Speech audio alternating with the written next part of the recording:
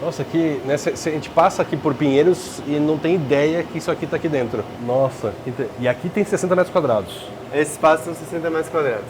Então, ó, para você que tem uma varanda ou você que tem um quarto ou 1 metro quadrado, não tem desculpa, hein? Você vai aprender aqui hoje. Se você não tiver nem luminosidade natural, aqui você vai aprender como faz o negócio. Tá? Que é uma técnica de filme de nutrientes, né? Então você tem um filme de água, um fio d'água. É um ventinho leve. Qual que é a importância dessa circulação de ar para o cultivo? Sim, até é legal que você notou isso, que é bem ilustrativo mesmo. Esse é aquele tipo de episódio super especial que a gente não sabia o que esperar e saiu de lá cheio de conhecimento e coisas novas que o Paulo trouxe para a gente, desde hidroponia até iluminação artificial. Foi uma aula técnica, divertida e que nos surpreendeu do começo ao fim. Espero que vocês gostem tanto quanto a gente.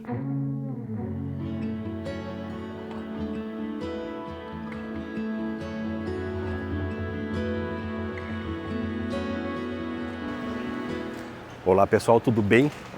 Hoje a gente está no meio de São Paulo, mais precisamente no meio de Pinheiros. Eu não sei quantos de vocês já viram na vida uma fazenda no meio de São Paulo. Eu nunca vi. Então hoje eu já estou preparado para aprender um monte, porque vocês vão conhecer junto comigo. Eu não entrei lá ainda para conhecer esta fazenda no meio de Pinheiros, São Paulo.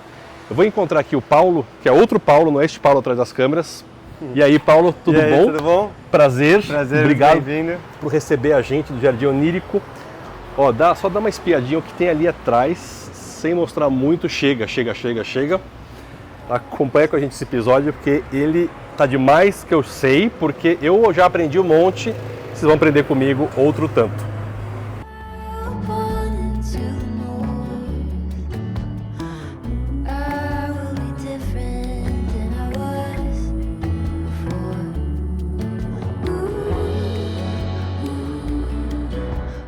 Bom, Paulo, você não viu a introdução que eu fiz porque você não está do meu lado. Mas eu contei que eu já estou impressionado em saber que aqui em São Paulo, em Pinheiros, tem uma fazenda. Sim. Que é a Fazenda Cubo, que é a sua fazenda. Como que começou essa ideia? Daqui a pouco a gente vai aprofundar no que você faz aqui. Mas qual a sua relação com esse projeto? Conta pra gente um pouco. Sim, é um projeto que eu comecei 5 anos atrás, em 2019. Com uma missão que eu resumo em aproximar o plantar do comer. Então acho que eu sempre me interessei muito por assuntos ligados à natureza, à sustentabilidade, à alimentação. E acho que no final, assim, o pilar mesmo da nossa relação com o mundo mesmo é através da alimentação, né? A alimentação é o mundo, a forma mais direta da nossa interação. E acho que a gente meio que molda a sociedade em torno disso. Então sempre é uma questão que vamos dizer assim, me orbitou em várias formas. Assim, eu fiz engenharia ambiental de formação. Aí eu vou te perguntar. Tinha um interesse na área, sempre gostei muito de cozinhar, de lidar com plantas. Minha família tem um sítio, mas não produzia hortaliças profissionalmente, mas tinha uma horta lá. Também foi juntando essas pecinhas ao longo da vida e quis começar a produzir. Mas quis começar a produzir na cidade, que era também onde eu morava, então também para ter essa proposta de trazer para perto. Bem perto. Bem perto. Aqui, para quem não é de São Paulo, nunca veio a São Paulo, Pinheiros é um bairro efervescente, né? Tem muita coisa acontecendo aqui em Pinheiros. Ele está mais ou menos a 10 minutos da Avenida Paulista, depende do caminho que você faz. É super central.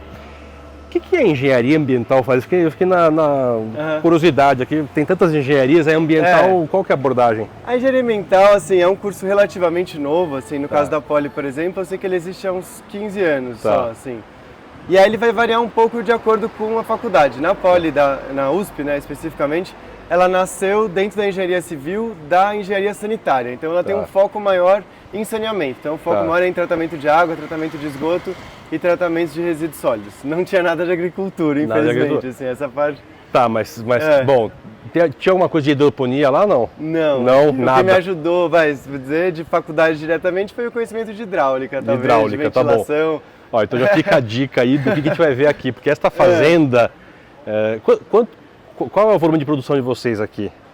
Mais ou menos. Aqui a gente chegou, é um espaço bem pequeno que a gente tem, o imóvel todo são 90 metros quadrados.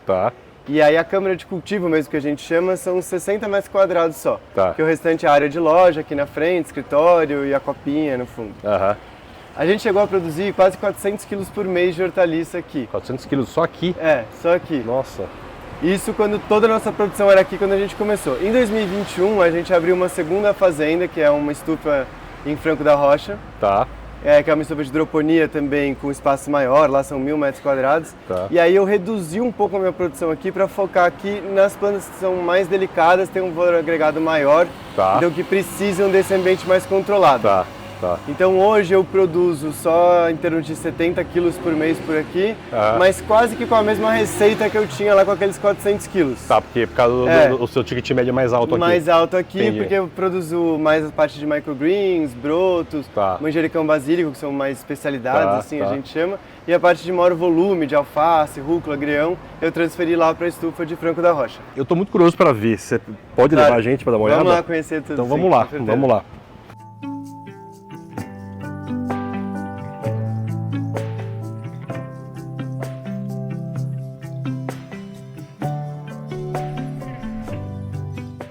Ó, antes de entrar ali, porque ali é a parte que eu estou realmente muito curioso, tem a parte aqui mais comercial, certo? Que é, Certo. Que é o atendimento ao público. Exatamente. E aí? Então aqui na entrada a gente tem essa área que é uma mistura de loja com escritório, então aqui funciona o nosso administrativo, comercial, e a lojinha que a gente atende o público com a venda direto para o consumidor aqui na rua. Tá. Então essas produções pós aqui é da nossa colheita de ontem ou de hoje de manhã, Tá.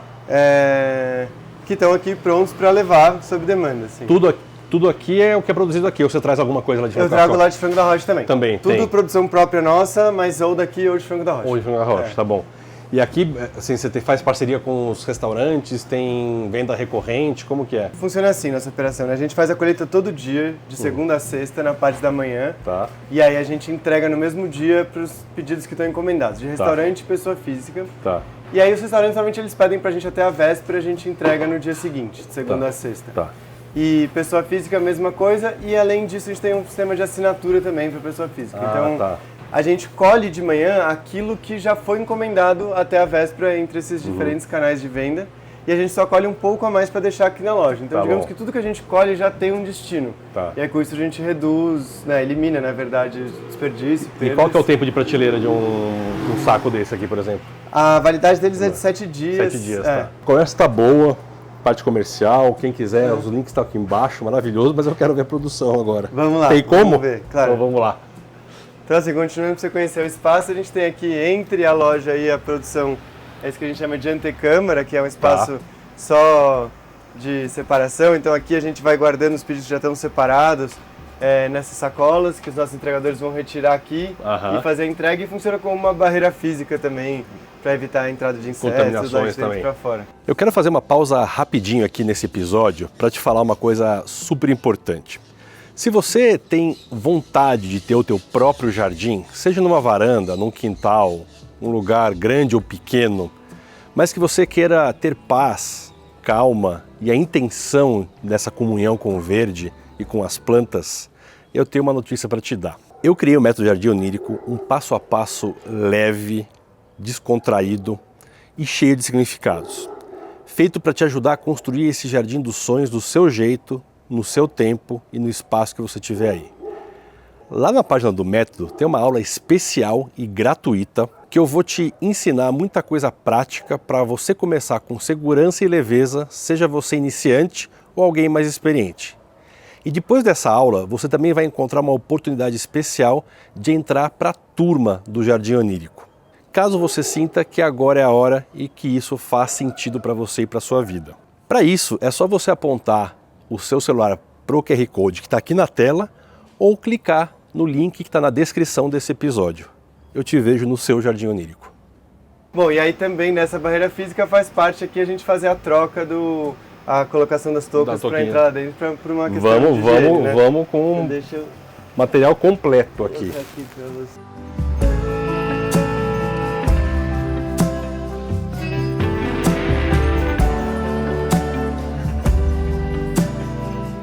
Ah, uau! Que coisa mais legal isso aqui. Que interessante. Olha esse manjericãozão aqui. É. Tá aí. Manjericão. Nossa, e aqui tem 60 metros quadrados. Esse espaço são 60 metros quadrados. Então, ó, para você que tem uma varanda, ou você que tem um quarto, ou 1 metro quadrado, não tem desculpa, hein? Você vai aprender aqui hoje. Se você não tiver nem luminosidade natural, aqui você vai aprender como faz o negócio. Legal, e aqui então, desde a semente até a colheita, é tudo feito aqui? Sim. Tudo feito aqui. Não, a semente a gente não produz aqui. Assim, digamos que o que entra aqui é semente... Não, mas chega a semente, fibra isso. Exato. Tá, você não extrai a semente aqui do fruto, mas eu faço tudo a partir da semente. Tá bom. E aí, tem alguma lógica aqui de produção, onde começa, você quer mostrar pra gente? Sim, vamos seguir aqui. Então, aqui a gente tem 2 sistemas de hidroponia, que já vamos entrar mais em detalhes, mas a gente tem esse dessas bandejas, que chamam de inundação, ou o termo em inglês seria ebb and flow, que são essas bandejas que elas inundam, irrigando as plantas por baixo uma vez por dia e depois drenam de volta. E aí esse sistema... uma vez por dia? E quanto tempo ela fica inundada? Tempo de 5 minutos, mais 5 ou menos. minutos só? Que é o tempo de absorver. Exatamente, que é o tempo da fibra de coco puxar a água, absorver. Aí é tudo fibra de coco? Isso. Tá. E esse sistema a gente usa para a produção das mudas e dos brotos. Tá. E aí já explicamos um pouquinho melhor eles. E aí o outro sistema que a gente está vendo aqui, que a gente já olha... Da planta mais madura? Para as plantas mais maduras, que chama NFT, que vem da sigla em inglês Nutrient Film Technique, que é uma técnica de filme de nutrientes, né? Então você tem um filme de água, um fio d'água, que corre por esses perfis, passando pela raiz das plantas aqui. Ah, tá. Então cada perfil desse, dá para tem ver o cano lá em cima, né? Lá atrás, aí ele solta a água lá, ele é um pouco inclinado assim, vem correndo aqui por baixo, cai nessa calha e volta pro tanque. Os tanques ficam embaixo das prateleiras. E vai essa água tudo fica de novo, recirculando assim. E aí tem filtro em algum lugar aqui para não descer resíduo. Isso, na chegada de volta tem um filtro para coletar, às vezes restinho de fibra de coco que foi e tudo. Tá legal. E aí falando um pouco da fibra, né, que você perguntou, então assim, a gente usa como substrato a fibra de coco, que é um substrato inerte, né, ele não tem, então, não tem fertilizantes, não tem adubos, não tem nutrientes para a planta, ele vai servir só realmente como um apoio físico para o começo do desenvolvimento da semente. Então a gente, aqui por exemplo, uma bandeja que a gente acabou de semear essa semana, então que as sementinhas estão começando a germinar aqui, e aí você vê a fibra como tem uma semente recém-germinada, e aí você vai pegar uma bandeja daqui que deve ter 7 dias, que as plantas já estão um pouquinho maiores, mas elas não estão prontas para o transplante. Então daqui para cá são 7 dias mais ou menos. Mais ou menos, se você quiser ver exatamente, ó, essa daqui foi dia 7, ela tem 10 dias, então. Tá bom, essa daqui. mas tá. E aí essa daqui deve ter perto já de 14 dias, já está quase pronta para transplantar. Olha só. Quando ela está pronta para transplantar, ela já formou esse torrão. Essa daqui ainda não está pronta, ela vai precisar de mais uma semaninha, que aí isso aqui já vai estar mais consolidada, as raízes aqui. Eu vou pegar ela e transplantar ela, tirar a mudinha dessa bandeja e passar para os perfis, em um andar que esteja disponível. Ah, tá. E tem aqui em cima, tem tudo que é lugar aqui. Aí vai ter uma ciclagem assim, né? Depois que ela veio para cá, ela fica aqui até o final do ciclo dela, quando a gente for fazer a colheita. Tá bom. A gente não vai mudando de andares. Então são e daqui até a colheita final para ir para o consumidor, quanto tempo ainda? Aí vai variar de planta para planta. Por exemplo, no caso do manjericão, mais ou menos, ele demora 3 semanas para formar a muda. Que vai ser, né, entre a semeadura e ele ficar um pouco maior do que isso. E aí, mais 2 a 3 semanas é a nossa janela de colheita, assim, aqui em cima. Tá legal, bem legal. Então, esse daqui, por exemplo, ele está completando agora 2 semanas, a gente vai colher ele na semana que vem. Nossa, é um processo rápido, né? É rápido. Tá. É rápido porque também a gente sempre colhe, como a gente trabalha assim, o manjericão basílico especificamente, quando ele está assim mais novinho, é o melhor dele em termos de sabor frescor, dele, né? sabor, maciez da folha, então... Isso é uma coisa, me tira uma dúvida aqui. A gente adora manjericão. Sim. Só que eu também adoro a abelha nativa. Ou seja, eu preciso deixar ele florescer. Aí eu perco toda a qualidade dele, né? E aí você perde também um pouco da vitalidade dele, né? Porque quando ele floresce, ele já tá mandando energia pra flor. Ele vai mandar energia para a flor, aí ele vai ser polinizado ainda pelas abelhas, no caso, vai começar a produzir semente, aí ele vai entender que o ciclo dele tá acabando, ele vai começar a envelhecer e definhar, né? É que às vezes o que eu faço, deixa sair as primeiras flores, as abelhas ficarem felizes, vou lá, corto na base para ele vir de novo. É uma judiação fazer isso, né? Mas aí o que você pode fazer, na verdade, é manter alguns pés como suas mães ali de árvores, para as flores, mas ter uma produção constante de jovens, assim, digamos, para você, para o consumo mesmo. Pode ser. Essa é uma escolha de Sofia que eu sempre tive, tá, gente? Então, é uma dificuldade mesmo. Eu gosto do manjericão e gosto da flor por causa das abelhas, então eu tô nessa cruzada por abelhas nativas, quero ajudar de alguma maneira. Legal. Então, e aqui, por exemplo, é sempre manjericão ou o manjericão vai mudar de lugar de vez em quando? Você tem algum critério aqui? Sim. Não, essa bandeja é sempre de mudas, então você vê aqui diferentes variedades de muda. A gente tem agora, aqui é o tomilho? Manjericão, esse é o tomilho. Ó, tô bom, hein, de olho. O amaranto roxo ali. Legal. Olha que lindo. E os brotos. E aí os outros andares a gente tem um mapeamento que ele é fixo enquanto a gente não tiver que mudar nosso plano de produção, assim, digamos. Tá bom, então, assim, tá bom. Por enquanto esses andares vão ser sempre de manjericão, esses aqui são de tomilho. Tá.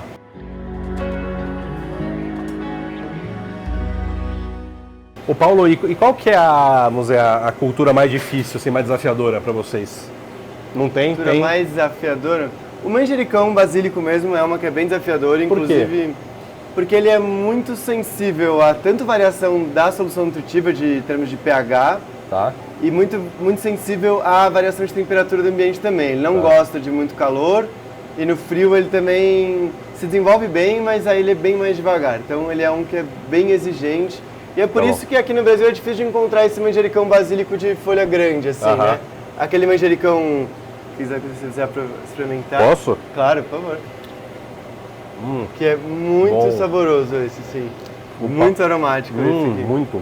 Que aquele de folhinha menor, ele é mais resistente, né? Ele é uma planta mais robusta, assim, mas com sabor um pouco mais difícil, menos arredondado, talvez, interessante. do que esse, né? Então, é uma espécie bem valorizada aqui, mas difícil de encontrar. Então ele, por exemplo, eu produzo aqui e produzo na Mestufim Franco da Rocha, mas acaba que às vezes lá eu tenho uma oscilação na produção dele, já tive problema de perder uma parte. Aqui é minha garantia de mais ter... estável,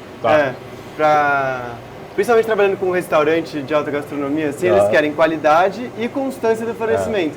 Então eu preciso conseguir garantir que eu sempre vou atender um valor mínimo, uma quantidade mínima para ele, né? Entendi. Aqui eu tô vendo o sistema de LED, obviamente, porque é LED. Tem alguma especificidade técnica desse LED? Se a frequência dele é especial, não é? Como que é isso? Ele tem. Assim, o LED que a gente tem em casa, por exemplo, ele funcionaria para o cultivo de plantas também, porque o espectro de luz que a planta usa para fazer fotossíntese é muito similar ao espectro visível para o nosso olho. Então, aquilo que é claro para a gente é claro, digamos, para a planta até também. 6.200 Kelvin, mais ou menos, né? Isso. No geral, elas gostam até um pouco mais do espectro, um pouco mais frio, porque elas gostam da luz mais azul. Então, assim, a luz 5.000 Kelvin é o ideal, assim, para o cultivo. O difícil vai ter a intensidade de luz que a planta precisa. Então você vê que aqui é um ambiente bem claro, às vezes é difícil perceber aqui está uns 20 mas centímetros, especialmente se você vê nessa distância onde a planta está, que é uma intensidade bem forte de luz. Então você vai ter esse desafio da intensidade e esse feixe de luz focado na planta. E aí essas que são específicas para a horticultura, elas ainda têm um espectro mais otimizado para a planta. Então ela é uma lâmpada full spectrum, que a gente chama, então ela tem o espectro todo visível, por isso que ela dá esse efeito branco, mas ela tem um pico no vermelho e no azul, que são as frequências que a planta tem maior absorção para a fotossíntese. Então, se você olhar de perto, assim, não sei se aparece no vídeo, mas ela tem alguns LEDs que são um pouco mais avermelhados e uns são um pouco mais azulados. Dá para ver. Que é justamente talvez o vídeo fique alaranjado e azulado, mas é isso. Isso, avermelhado foi forte, mas alaranjado mesmo Não, legal. É isso mesmo. E todas as culturas aqui respondem bem a esse tipo de cultivo. Sim. Legal. E aí, no tanque, eu sei que a água vai e volta, filtrada e tudo mais. Que tipo de nutrientes você tem ali? A gente adiciona ali os nutrientes usados na hidroponia, que são eles na forma de sais minerais. Então, são, digamos, os sais puros, assim, dos elementos que a planta precisa. Então, é o nitrato de cálcio, nitrato de potássio, cloreto de cálcio, sulfato de magnésio, enfim, os elementos básicos. E aí, é uma dúvida, né? Assim, quem não está acostumado com essa hidroponia, a água passando, mesmo em passagem, a planta absorve bem os nutrientes. Não tem essa coisa... teria que ser hidroponia passiva, por exemplo, que é um movimento de orquidófilos e outros cultivos. A água em passagem ela tem a mesmo tipo de reabsorção. De absorção, sim, sim. Qual é a vantagem da hidroponia versus que outro tipo de cultivo você poderia ter aqui, além desse? Os dois tipos de hidroponia. A hidroponia é o cultivo de plantas sem solo, onde os nutrientes são fornecidos por meio de uma solução diluída em água. Ela se divide em dois tipos principais. Hidroponia passiva. Simples, silenciosa e sem eletricidade. Usa a gravidade ou capilaridade, como em pavios ou vasos com reservatório, para levar a solução nutritiva até as raízes. Ideal para pequenos espaços, cultivo doméstico ou iniciantes. Hidroponia ativa. Mais complexa. Envolve bombas, timers, recirculação da solução. Proporciona crescimento rápido e alto rendimento, sendo muito usada em hortas comerciais e sistemas automatizados, como estamos vendo no cultivo da Fazenda Cubo. Ambas metodologias nutrem sem solo ou substrato, mas com ritmos e tecnologias diferentes. Escolha o tipo que combina com o seu jardim ou com o seu sonho. Eu acho que assim, a grande vantagem da hidroponia é a facilidade que a planta tem de acessar o nutriente e o pouco espaço que você precisa. Então, por exemplo, para cá é meio que a solução que a gente tem, porque você não tem muito espaço, então você consegue ser muito compacto no cultivo de hidroponia. A principal desvantagem dela, eu diria que são duas. Uma é que você depende de estar trazendo esses sais minerais de fora, né? Então você não está ali, por exemplo, regenerando o solo, alimentando ele, e cultivando esse solo, esses nutrientes. A segunda desvantagem, principalmente desse tipo de hidroponia, é que você não tem muito espaço para o desenvolvimento das raízes. Então ela funciona muito bem para plantas de ciclo curto. Então no máximo você vai cultivar uma planta ali que tem um ciclo de 70 dias que nem uma couve kale, aquela couve crespa. Agora, por exemplo, para um tomate mesmo já você não consegue fazer nesse sistema, porque talvez na hora que ele fosse começar a produzir, a raiz já vai começar a ficar meio sufocada, sem espaço para crescer, ele vai começar a perder sanidade e você não vai ter uma qualidade muito boa. Perfeito. Neste canal do YouTube tem uma pergunta do iniciante que é feita por este Paulo. E eu vou querer mostrar a toquinha, meu querido, a toquinha, olha só. A toquinha. Você estava explicando agora da questão do tamanho da raiz, para o tomate não funciona. Mas não funciona nesse aqui, porque é pequeno ou em qualquer um. Então se a pessoa tiver um sistema que seja grande, aí funcionaria produzir o tomate? Ou também não? Não funciona. Aí eu não vou conseguir te dar uma resposta mais precisa do que, mas assim, o que eu vejo para hidroponia de tomate são os termos que chamam de semi-hidroponia, que aí você tem um bloco de fibra de coco ou de turfa, por exemplo, e aí você faz o gotejamento da solução nutritiva ali. Então aí ele vai ter mais espaço para crescer e eu acho que é um espaço que a raiz consegue se espalhar por essa fibra e se estruturar. Eu acho que mesmo que eu tivesse um perfil maior e espalhasse os tomates, como a raiz só ia ficar se amontoando, acho que ela mesmo... Mas pegando a ideia do Paulo, porque é uma pergunta brilhante de um rapaz brilhante, de touca... É uma boa pergunta. Se desse, por exemplo, uma estrutura de apoio para dar estabilidade, sei lá, se tivesse aqui um negocinho de ferro, soldado, e ele desse estrutura... Sim. Talvez fosse possível. Bom, quero ver para lá, a gente está aqui num metro quadrado, tá maravilhoso isso. Do cultivo. Então a gente tem aqui as mudas, tem alguns brotinhos aqui. Aqui a gente tem mais a produção dos microverdes. Qual que é esse? Esse é broto de brócolis, repolho roxo, mostarda. Mostarda? Que gostoso. Que esses a gente vai colher nesse estágio mesmo. Nesse estágio, tá. Então essa é a diferença, né? Você vê que as mudas a gente usa essa bandeja com a divisão por célula, que a gente vai tirar cada mudinha para o transplante. E no caso dos brotos é essa bandeja que não tem divisória, que forma esse tapete, assim, de... o tapetão, folhas. É verdade. E aí você tem uma densidade muito alta de semeadura. Que aí você colhe a planta nesse estágio mesmo para nesses brotinhos assim, né? Como se a gente fosse passar a tesoura aqui e colher eles assim, para consumir como um complemento para salada, para decorar. A gente vende é bonito, né? Bem decoração bonito. de pratos também, no bem bonito. E eles são um bom complemento nutricional assim para saladas também, porque a semente, como o brotinho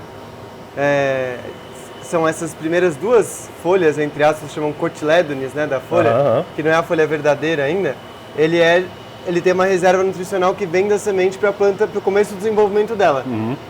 Então, a planta nesse estágio, ela chega a ter uma concentração de nutrientes e vitaminas, minerais, até 16 vezes maior do que a planta crescida. É mesmo? Ah, é verdade, porque, claro, a raiz a semente é uma reserva, né? Exato. Inteligentíssima e eficiente. O cotilédone, ele é a primeira, vamos dizer, a primeira manifestação pós, vamos dizer, brotação, né? É a brotação em si. Exatamente. E está tudo concentrado. Exatamente. Ah, eu não tinha pensado sobre isso. Então você vê aqui no brócolis, por exemplo, os cotilédones, e aqui é a primeira folhinha verdadeira, já com cara de folha de brócolis mesmo, saindo aqui, né? Que legal. No repolho a gente não tem ainda nenhuma folha Esse aqui verdadeira. é repolho. Repolho roxo. Repolho roxo. Qual que é o parentesco do repolho roxo com a mostarda? Todas elas são da família das brássicas. Brássicas.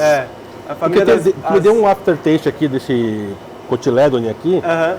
De pra mostardinha. E você vê que a cara dos cotilédones é bem parecida, né? O formato é igualzinho. É um meio... Muitas das hortaliças que a gente consome, né? Os repolhos, as couves, mostardas, rúculas, são todas brássicas. Brássicas, então são todas plantas da mesma família, então quando elas estão nesse estágio, elas são bem parecidas, assim, esteticamente e até de sabor tem mais similaridades, né? Aqui você disse que está quase pronto para já... Esse a gente vai colher na segunda-feira. Segunda-feira, então daqui a 2 dias e meio. Tá, aqui você colhe, você lava, né, para embalar. Nesse caso a gente não precisa nem lavar, como o ambiente é limpo, a gente tem totalmente esse cuidado da touca, de toda a barreira física. Eu digo, então lavar o substrato. A gente vai colher aqui embaixo, assim, sem misturar o substrato. Aqui. Aqui, ó. Que nem tá... Aqui já foi, essa foi colhida, por exemplo, exatamente. Então vai sobrar só essa base aqui, essa parte aqui de cima já está pronta para o consumo. E aqui rebrota? E aqui não, infelizmente não. Então esse substrato você não usa mais? Ou não, você consegue usar? Não, esse substrato a gente manda ele para compostagem. Para compostagem. Muito bom. E aqui você tem quantas espécies hoje? Aqui nessa unidade a gente tem, deixa eu pensar, 6, 7, 8, 9... A gente tem 10 espécies entre brotos e plantas que a gente faz o cultivo todo, 10 como espécies. Manjericão. Que legal. A maioria delas brotos. No total, hoje, contando nossa estufa lá, a gente trabalha com, acho que, 37 variedades. 37 variedades. Muito legal. Nossa, aqui, né, a gente passa aqui por Pinheiros e não tem ideia que isso aqui está aqui dentro. Né? Enfim. Acaba que é uma coisinha meio escondida, mas às vezes quem passa ali na calçada repara na janela. Exato. Não, se você passa andando, a gente sempre passa de moto, de carro, aí você... exato, de carro a gente não repara. Você se concentra em outras coisas, né? É verdade. Mas a pé realmente chama atenção, né? Sim. É muito claro aqui. Legal. Eu fiz uma pergunta, obviamente, que foi uma pergunta piada, agora eu fiquei na curiosidade. Daria para, será que, cultivar cannabis sativa por hidroponia? No caso dessa cannabis, o que se faz muito é, como eu falei do tomate, a semi-hidroponia. Você usa um vaso ou um bloco de fibra com turfa, e aí você faz a irrigação assim com a solução nutritiva similar à que a gente usa aqui, mas tendo esses espaços maiores, essa estrutura maior para o desenvolvimento das raízes, porque é uma planta de um ciclo de 6 meses. De 6 meses e fica mais pesadinha, é mais robusta, né? Exato. Tá legal. E aí ela também tem outras necessidades, você precisa de um LED que tem uma intensidade ainda maior do que esse, que ela é uma planta que gosta de muita luz. Muita luz, Então, assim, o conceito geral é bem similar, mas tem alguns ajustes que você precisa fazer. Entendi. Bom, e se você quiser aprender um pouco bem por cima sobre hidroponia passiva, a gente teve um episódio com o seu Érico Hearn, que é um senhor de 90 anos de idade, que tem uma fazenda, um sítio em Barueri, de 100 anos. É um lugar que vendia muita orquídea, exportava para o mundo inteiro, mais para a Alemanha, mas para o mundo inteiro. E ele, uma sabedoria, e ele estava andando lá, tinha umas cuias, ou enfim, vasos com argila expandida, a água até um certo ponto, e tinha o ladrão, que a água passasse dali e escapava, e a orquídea se desenvolvendo com hidroponia passiva. E aí ele vai lá e pinga a solução de nutrientes, e é um modo de cultivo para quem tem mais dificuldade em entender o ciclo de uma planta. É bem legal. Muito legal, mas eu não conhecia esse termo de hidroponia passiva. Hidroponia passiva. Depois assistir o vídeo também. Então, e ele faz isso desde a década de 80. Que legal. O homem sabe. Eu estou aqui bem tontão olhando, né? A tua produção aqui você corta e vai isso aqui para o restaurante, a própria plantinha. Você não produz a semente dela. E isso aqui é tudo semente que vocês jogam. Isso. E aí ela vai crescer e você corta já antes mesmo dela produzir semente. Exatamente. Como a gente colhe a planta jovem, assim, ela não chegou a completar o ciclo dela para produzir a semente. Então, a semente a gente compra elas nos fornecedores.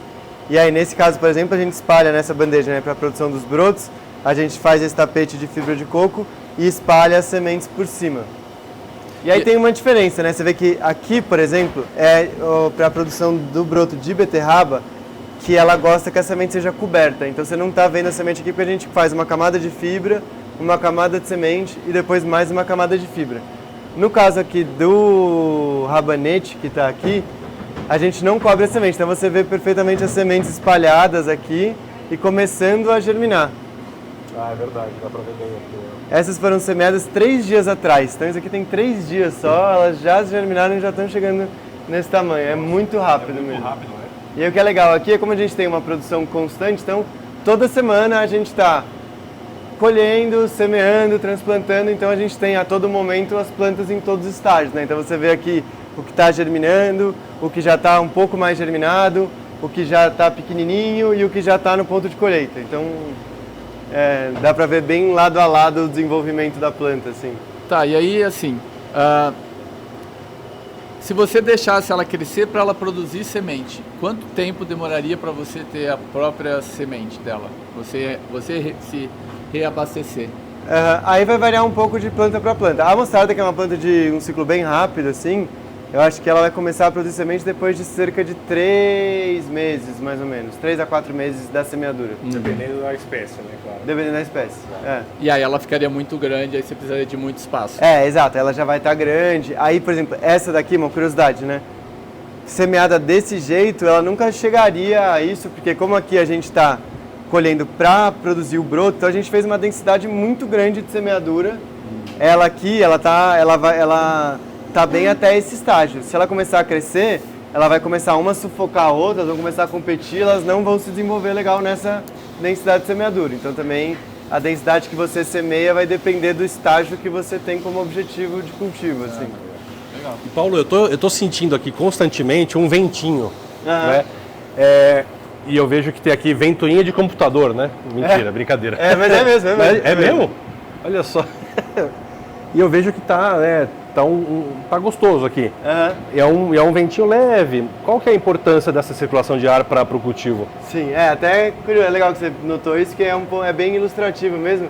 Que assim, aqui a gente tem um sistema de ventilação do ambiente como um todo, a gente usa um climatizador evaporativo, que fica ali atrás, que é daquele tipo que tem bastante supermercado, né? Que é um ventilador grande com uma colmeia, também, né? Uma colmeia de celulose atrás, que é umidificada, isso umidifica e resfria um pouco o ar. Que então o ar entra forçado lá por trás, tem um exaustor lá na frente puxando o ar para fora. Então a gente tem uma taxa de renovação de ar aqui dentro, que é muito importante, até para você não só para você ter uma troca, né, retirada do gás carbônico e troca do oxigênio, troca do ar todo, também. E evitar patógenos. Isso mesmo. E aí a planta também precisa de uma leve ventinho para ela, que seja para ter essa circulação de ar na camada de folhas dela. Então quando a gente começou o nosso cultivo aqui, a gente não tinha esses microventiladores aqui, a gente só tinha essa ventilação só central. O macro ali, E acabava que a gente não estava com as plantas aqui perto do corredor, onde você tem já um fluxo de ar maior, se desenvolveu muito melhor que as do fundo. E aí a gente começou a colocar esses ventiladores localizados para puxar, né? Aqui a gente também está puxando o ar do corredor e espalhando pela prateleira. Que genial. E aí a gente conseguiu essa homogeneidade que a gente tem hoje. Dá para sentir mesmo. Olha, então é uma coisa bem gambiarra mesmo, ventilador de computador mesmo, mas isso com um tubo de PVC furado que a gente fez. Não, mas é maravilhoso, Paulo. Isso é empirismo. Da observação de que aqui ia bem e lá não tão bem. Total, aqui foi aí você colocou isso constantemente. E resolveu? Resolveu. E você não viu isso em lugar nenhum? Você vê aqui que aqui a gente tem uma olha aqui já a planta aqui tem outras plantas, né? Azedinha vermelha. Olha que maravilhoso isso. Mas você não viu isso em livro nenhum?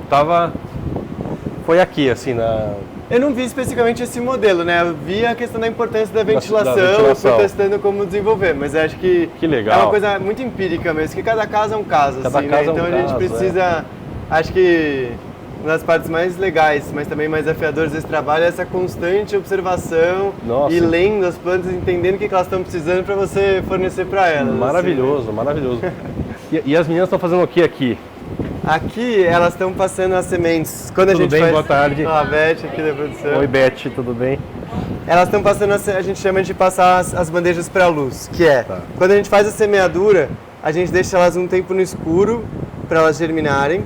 E aí depois de 2 a 3 dias, quando elas começam a germinar assim, no começo a gente empilha elas, a gente então espalha elas para elas começarem a receber luz. Então é isso que elas estão fazendo agora. Por que a germinação é no escuro? Qual é a vantagem?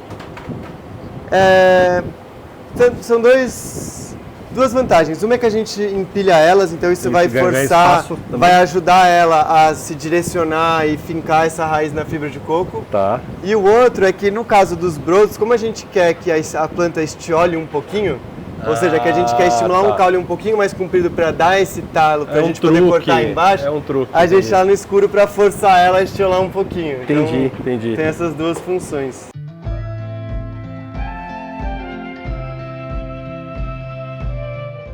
Esse branquinho são as radículas da semente muito fininhas. Nossa, que de longe parece um mofo mesmo, mas se você visse um mofo lado a lado, você consegue diferenciar, porque aqui você vê que elas estão todas irradiando do caule da raiz central dela. Dá pra ver o sentido, Se fosse um mofo, você ia ver meio que uma teia, uma coisa com uma cara um pouquinho mais gosmenta, assim, mais amorfa do que esse daqui.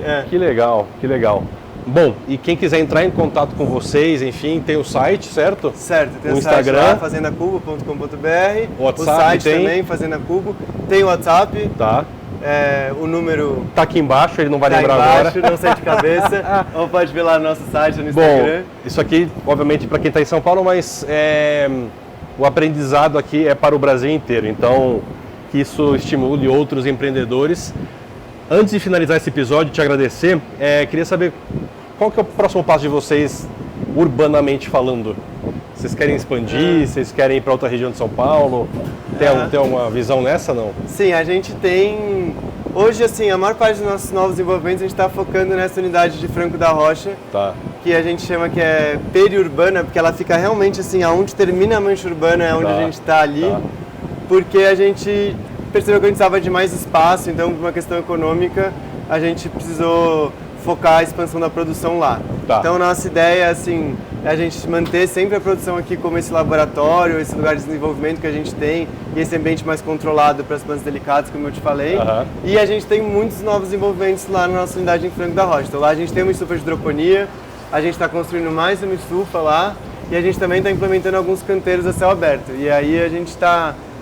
e lá tem tanta coisa, assim, depois a gente precisa fazer uma outra conversa, porque... Já senti aqui um convite que já está aceito, Com certeza, é um prazer. Lá tem outras conversas pra gente fazer. E lá a gente tem uma área que é uma plantação de eucalipto, que a gente tem um plano aí de próximos anos ir convertendo em agrofloresta, então... Muito nos interessa, assim, muito trabalho para fazer lá, assim, muito trabalho legal. Muito nos interessa, hashtag eucalipto não, para outras culturas, para celulose talvez, mas enfim. Enfim, para o mundo digital, eucalipto tá com nada. É verdade. Muito bem. Paulo, obrigado. Obrigado a você, é um prazer. Muito obrigado parabéns pelo empreendedorismo. Perguntas, deixa aqui nos comentários para o Paulo. Inscreva-se se não é inscrito. Seja membro, porque agora este canal tem membership. Seja membro, que vale a pena ter acesso a esses episódios com antecedência e outras cositas mais. Deixa seu like. Brigadíssimo. Até a próxima. Tchau. Tchau, tchau. Yeah, we forgot. Won't you stay?